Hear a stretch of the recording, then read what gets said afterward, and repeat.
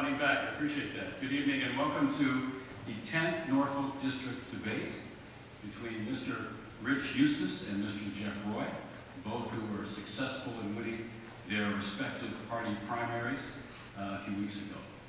The Republican town committees and the Democrat town committees are co-sponsoring this event, and actually it's those committees that are actually co-moderating the event. Right.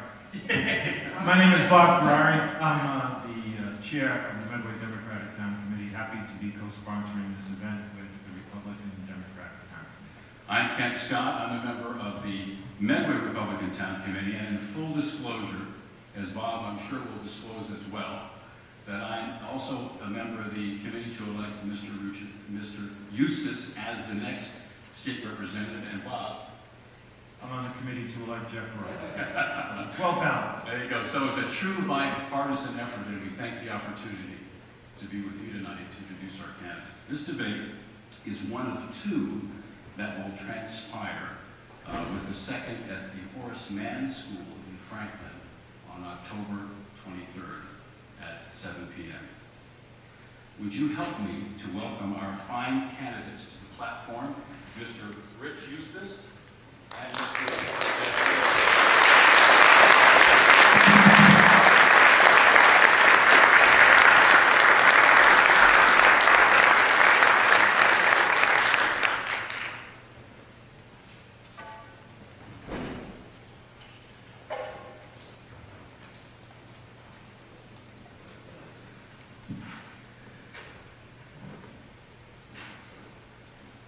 Gentlemen, if you'll take a moment and to introduce yourselves. That would be Mr. Roy first, if you will. No, just an introduction. That's right. Good evening. My name is Jeffrey Roy, and I am the Democratic nominee for the 10th Norfolk District State Representative race. Good evening, folks. Thanks for coming. My name is Richard Eustis. I'm proud to be the Republican nominee for the 10th Norfolk State Representative seat. Thank you. It's my duty to explain how this debate will work. The nominees will be engaging in a modified Lincoln-Douglas-style debate for approximately 1 hour. As a result of a coin toss that took place earlier in the evening, Mr. Roy will present his 5-minute opening statement first. He'll be followed by Mr. Eustis, who will also speak for 5 minutes. By prior agreement, the nominee that speaks second in the opening will also speak last in the closing. The nominees will discuss 5 issues for 4 minutes each in the following order: education, economic development / jobs, local funding, tax policy, and the role of government. The nominees have agreed to alternate answering first on each of these topics once the opening statements have been concluded. The co-moderators, Kent and I, and the timekeeper will control the debate, and time limits will be courteously but strictly enforced.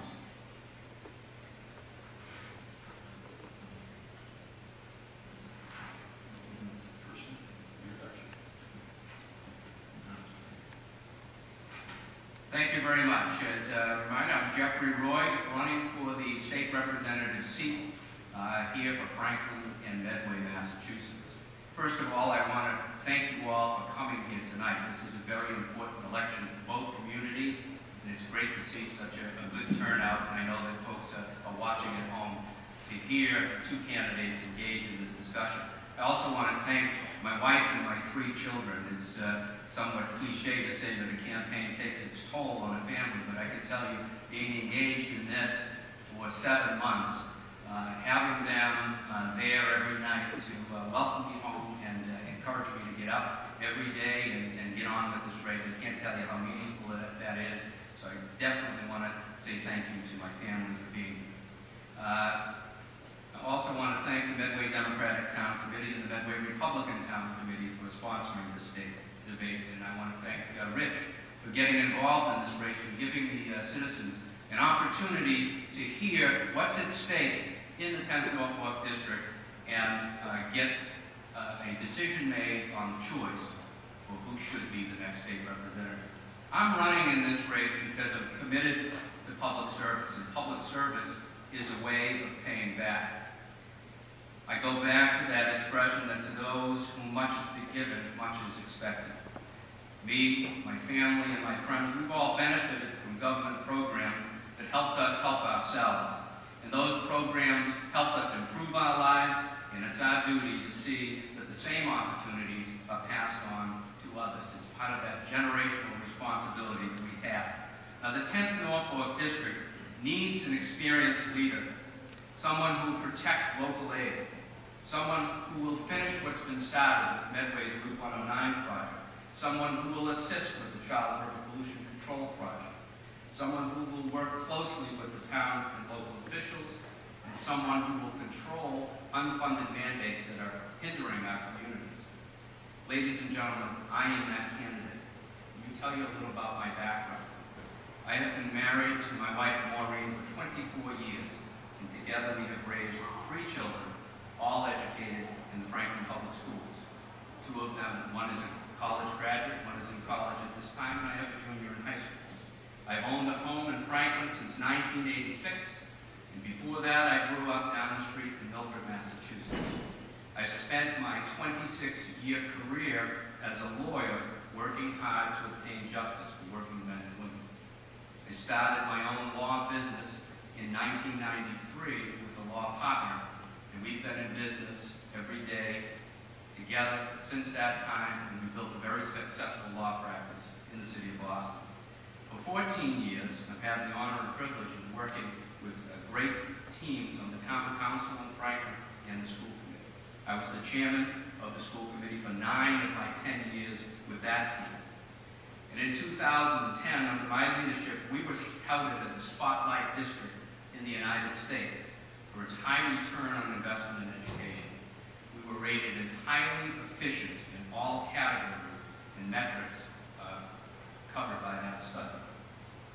3 years earlier, our community was rated as one of the top 10 places to raise a family in the United States, and our educational system was noted to be way above average. We introduced innovative programs like the Franklin Arts Academy and many others that make our school system a model in Massachusetts. We've always been committed to high performance, efficiency, innovation, transparency, and accessibility. And now I have the opportunity to serve on the town council, taking on public safety, roads, elder services, facilities, and other issues. I currently chair the master plan committee, which is outlining the vision for the future of Franklin. In each of these arenas, I have been tested. I've been called upon to make difficult decisions, and I rose to the challenge. I've worked on complicated budget matters, town budgets, school budgets, building committee budgets. Ladies and gentlemen, I'm going to bring that experience, qualifications, and commitment with me to Beacon Hill. And I want to assure my friends in Medway that I'm going to devote equal time and attention to your needs, and I'll represent everyone in the district. I've enjoyed going door to door, engaging in conversations, and you folks have been generous with your time, your ideas, and your concerns. And I look forward to spending the next 21 days continuing this conversation. We're all in this together, but to be successful, I need your help and your vote on November 6th. Thank you very much.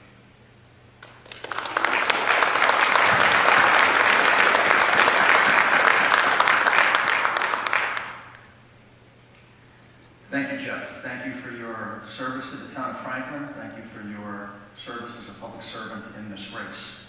Thank you, Bob, and thank you, Ken, for giving us generously your time to serve here as moderators tonight.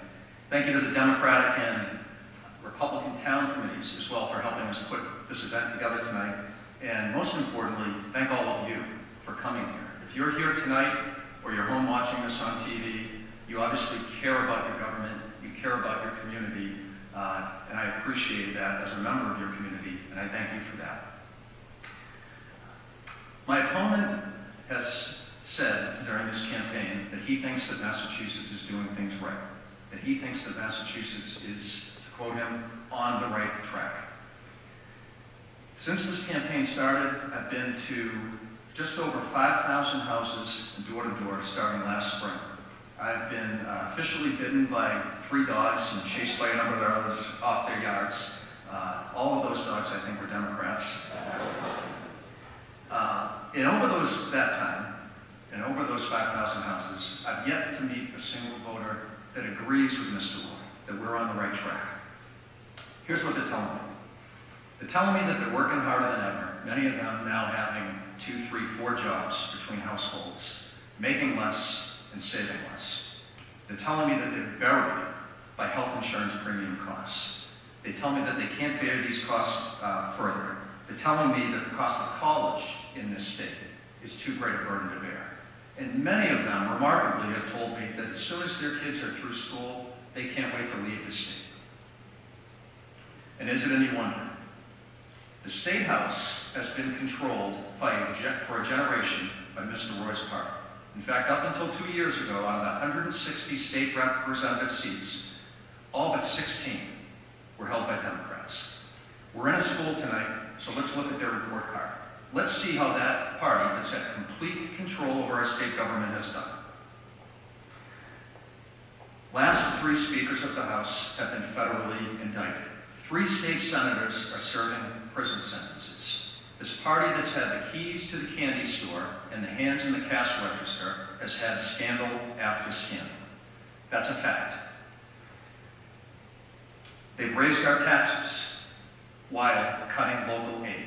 We'll talk about that in more detail tonight. That's a fact. Taken more money from these communities, sent it to Boston, and given less back for our schools, our police, our fire, the services that we care most about. We're losing population at record numbers. In the last 12 years, more people have left this state than have come into it, and it's getting worse. In the last 5 years, those rates have accelerated. We're losing jobs at record pace. And those jobs, when they leave, take tax revenue. All the things that we care about locally in the community are funded by that tax revenue. Perhaps most troubling, we were rated recently 47th out of 50 states in terms of the best places to do business by Fortune 500 CEOs. All this despite the fact that we have the best schools in the country, best universities in the world, the best hospitals in the world. This is a state that's always been first. It's our history. It's our legacy. This is where the first shots of the American Revolution were fired. This is the birthplace of freedom. This is where the first Constitution was drafted. Nearly a decade ahead of our national Constitution, our state Constitution. The oldest written democratic Constitution in the world was here. We were first. And now we're 47th out of 50. It's unacceptable, and it's certainly not the right direction. Now, I like Mr. Roy personally. In fact, I'd like to take a moment to invite him personally to have a beer with me at Vicky Cassidy's after this campaign, or at Cole's Tavern in Franklin. I like Jeff. We just disagree significantly politically. And elections are about choices. If you agree with Mr. Roy that we're on the right track in this state, then I'm not your candidate.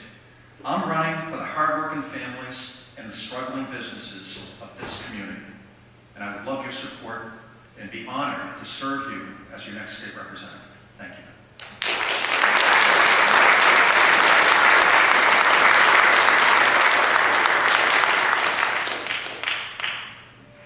Before we begin, if anybody has a cell phone with them, would they kindly turn it off?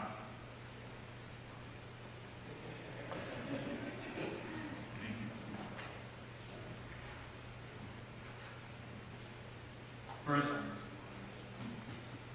First issue will be about education, and Mr. Eustis will be first.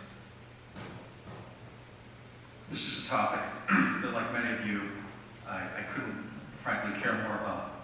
I have 2 daughters who are currently attending high school in this building. And if you think this campaign or this debate is a tough fight, you should see the 2 of them fighting over the bathroom on a weekend night. They both go to school here in town. I understand what an important investment education is in any community. In fact, I would say that education is the most important investment in any community makes, for a couple of reasons. First, education gives our children the opportunity to have choices as adults. The choice to pick and pursue a career that is fulfilling to them in whatever way is important to them. That's a luxury that many before us didn't have, many generations before us didn't have, most people around the world don't have. We want that for our children. And the only way they can have those choices is through a strong education. That's why I'll always be an advocate for strong public schools. But there's a secondary benefit as well. The stronger a community's schools are, the more attractive it is to businesses as well.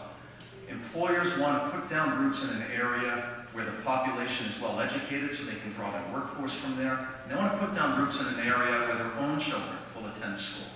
So we get a secondary benefit when we invest in education. Here's one area where my opponent and I disagree.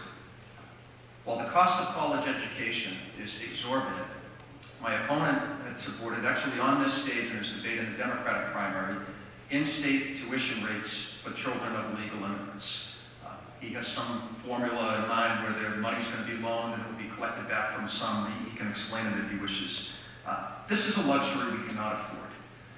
When we provide benefits like that to members of our community that aren't legally here, we're depriving our own tax-paying citizens of those benefits. The costs associated to this, we can't manage. This creates competition for our own children who are trying to get seats in those same universities. And worse, it creates an attraction to illegal immigration to this state. And this, again, is yet a number of examples that I'm going to talk to you about tonight where the priorities among Mr. Roy's party and my party are just different. I don't think a priority in this state should be giving in-state tuition rates to the children of illegal immigrants. And when I go door to door and talk to folks in this community, again, I haven't met any that agree with that premise either. I do think that the cost of college education is too high. Something's got to be done about this. In fact, I ask the younger voters in the audience that are listening to this to consider this. 50% of the college graduates in our state right now are having difficulty getting work. And they're getting out of college buried in college debt. This, again, is yet another example of how this state is just not doing things the right way and why I want to get to Beacon Hill and fight, not just for the folks in this auditorium, but your children as well and my children as well. I've got, as I said, 2 daughters in high school. One's a senior right now. 8 months from now, she's going to be graduating from high school in this building, and we're going to try to find a way to pay for her college education. And if you think a campaign is stressful, look at the tuition rates these days. Our state's not doing it the right way, and I'm trying to get to Beacon Hill so we can change that. Thank you.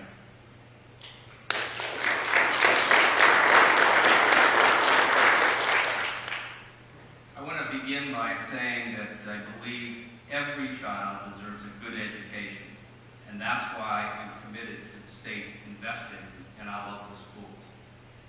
Indeed, education forms a large part of my government experience. As I told you earlier, I spent 9 years as a school committee chairman, 10 years as a school committee member, a co-chair of the anti-bullying task force, and I was one of the leaders on the committee to develop the Franklin Arts Academy, which I'll talk to you about later. It's one of the most important things that we do, and it's part of our generational responsibility. Now, this is one of those areas where you're going to hear why I say Massachusetts is on the right track. And Rich, I'd love to invite you to come to Franklin and tour some of the schools with me and see what's happening in those schools. And I guarantee you, you spend a day with me in those schools and you'll see that we're doing things right and we are on the right track. Education, ladies and gentlemen, is one of the most important components of economic development. It's why people come to our area. It's why businesses choose to locate here. And it's why, when we talk about economic development, I'm going to tell you about those companies who came to our area because of our school systems, because we're on the right track. Massachusetts has the best schools in the country. Massachusetts tops the nation in 4th and 8th grade math and reading skills. On the overall index, Massachusetts ranks second only to Maryland. And on 2 of the index's most important measures of results, the Chance for Success Index and the K-12 Achievement Index, the Bay State leads the nation. Isn't that good enough for you, Rich? Locally, we've got great offerings in our district. Franklin spends below the state average on all 11 categories of school spending, yet consistently we're a high-performing school district, educating 6,200 students.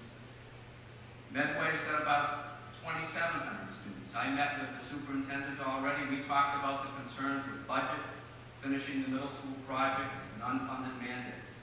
They've introduced some innovative programs here.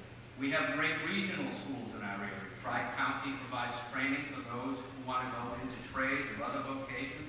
We have the Norfolk Aggie School that's also a great contributor to our area. And those schools also offer great alternative education, adult education programs.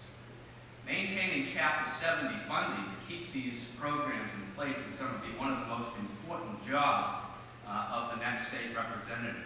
And I'll suggest to you, Rich, that indicting and bashing Beacon Hill is not going to be a good way for you to maintain local aid in this district. I'm going to focus on fighting unfunded mandates that I have experience seeing day in and day out in my work in the school committee. I'm going to work hard for both Medway and Franklin and draw on that experience to get things done. My opponent says education is important to him, but with all due respect, he simply has no record to show that he has done anything to advance it. We need a representative who understands and has a proven record of fighting for you. And again, I'm that candidate. Finally, on the concept of in-state tuition, my opponent got my statements wrong. I indicated at the debate I did not favor the governor's proposal. I had some amendments to it, but that's a hotbed issue. And it's usually only brought up in campaigns like this. This is a local race. It's about local issues. Immigration is a federal issue. And ladies and gentlemen, I suggest to you, focus on what's important. Local issues, Chapter 78, making our schools great, and keeping Massachusetts as the best state in education. Thank you.